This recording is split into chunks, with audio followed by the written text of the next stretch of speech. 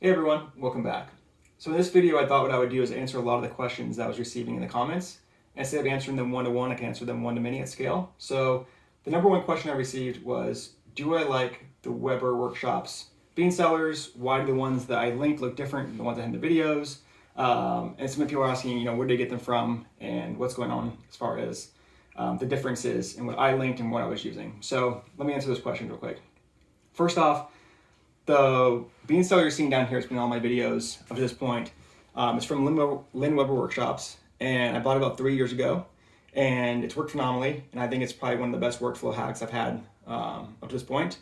I love not having to dose out and use the bag each morning, having to figure out what dose size I want to use. So from that perspective, it's been great. The one up above here is the one I've been linking on the videos. So this is from Weber Workshops. It's a much improved version, and I think in every aspect, it's just phenomenal. The tolerances are really, really good on this. I think the glass and the O-ring caps, they just fit super nice. I love the fact that the funnel and the brush is all integrated into the caddy here. I also love the handle, so you can take it with you, if you're traveling up and down, either if you're a two-story house trying to up and down the stairs or taking it to a friend's house. It's just a really well thought out product that I really appreciate. So that's the answer to that question. I've linked this a bunch of times, but that's why it looks different than the one I've been using, is because it's a newer version, and I would recommend, getting that newer version. It works really, really well. Second question I was getting is, do I use WT?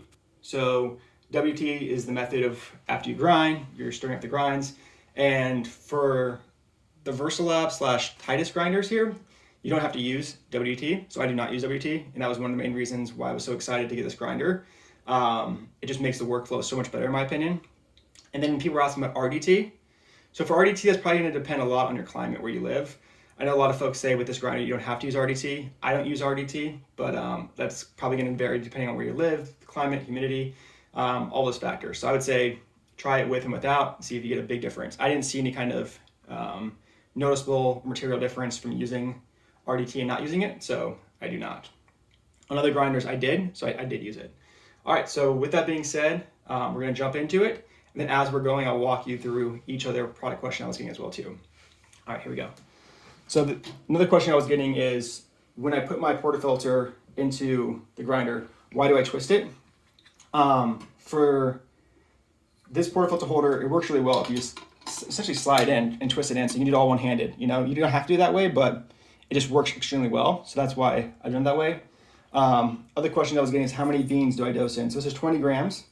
And I dose in 20 grams into the grinder. And people were asking me, why do I dose it in when the grinder's turned off? So I dose it in when the grinder's turned off for two reasons. One, it's more consistent. I don't have to worry about the speed of me feeding the beans into the grinder, because that's going to affect the output. Second reason is, I just think it's, again, easier for me to pour these in, not have to turn the grinder on, not have to have that running. So from that perspective, it's from ease, and it's also from consistency. Let me go and turn this on.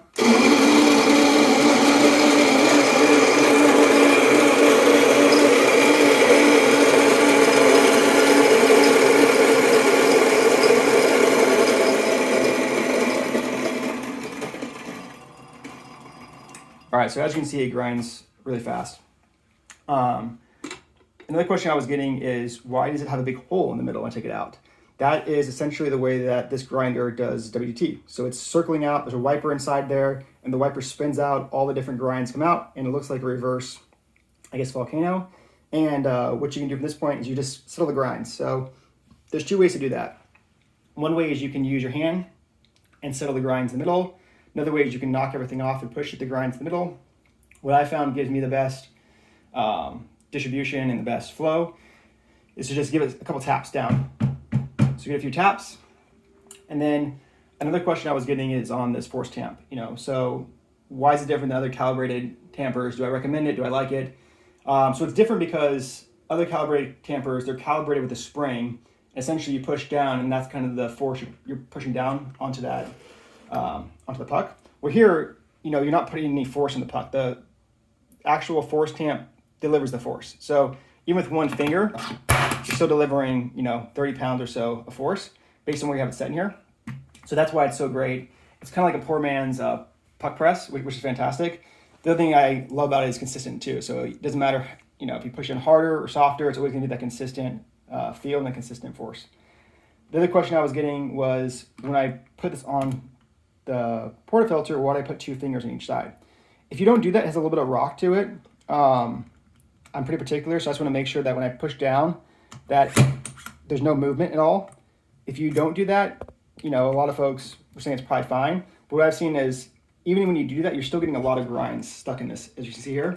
So those grinds, if you don't clean them out, they'll start to accumulate, and then you'll start to see the actual tamper kind of move a bit, and you won't get a very even tamp. So as you can see here, this is perfectly even, extremely tight, and it looks really good. So that's what you're going for.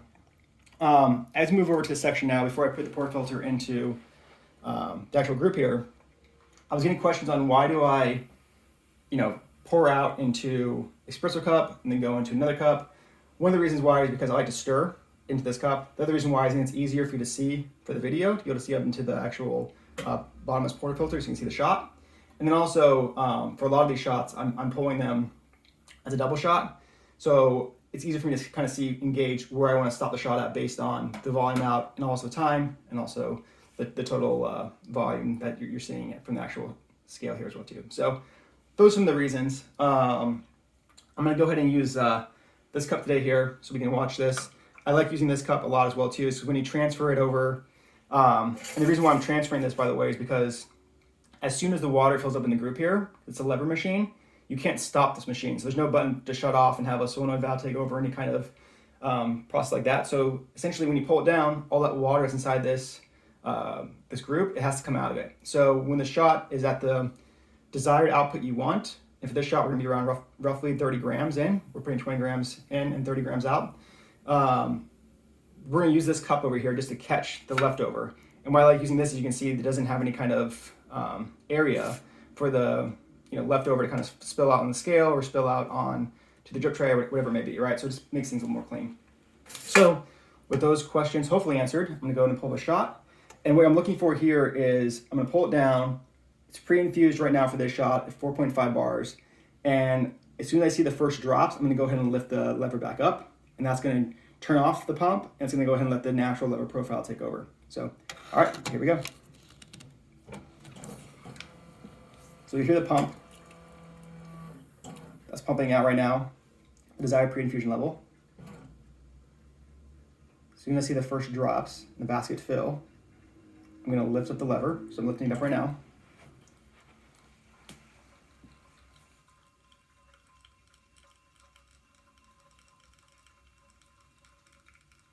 Now what I'm doing is I'm doing a couple of things. One, I'm looking at the shot. I'm looking for when it starts to blonde, which is when it starts to get lighter.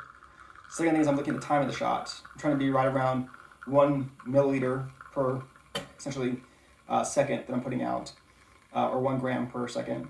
And I'm looking at also the flow of the shot too and seeing how it looks. So this shot looks like it's gonna start blonding here in a minute. So I'm gonna go ahead and cut the shot right here.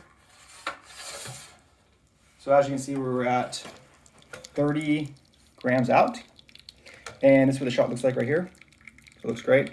I'm gonna go ahead and spin this, let this sit here for a minute. And then for this shot, I'm gonna pour some, steam some milk. I'm gonna pour it into a flat white. So grab this cup, let that cup sit there. I'm gonna steam some milk real fast. So you'll see here, I'm gonna take this. And what I'm doing from this perspective is I start right below where the line is in the tip. I'm just feeling for some slight heat. As soon as I feel some slight heat, which is right about now, I'm gonna go ahead and lift the portafilter out, which actually dunks down the tip a little bit more. And then as soon as it feels hotter than I wanna hold it, I'm gonna turn it off. So each machine's gonna be slightly different as far as time it takes, as far as the results you're getting. But once you kind of master that, that's what you're looking for is, obviously, as soon as you start to feel some warmth, lift it up, stop the aeration. And then as soon as you start to feel it become too hot to hold or too hot to handle, you're gonna go ahead and turn it off, because that should be obviously enough to give you the temperature you want. You can also use a thermometer as well too, that's easier for you. And pour this shot in. And now what we're gonna do is give this a quick stir. And we're gonna pour some, hopefully, latte art.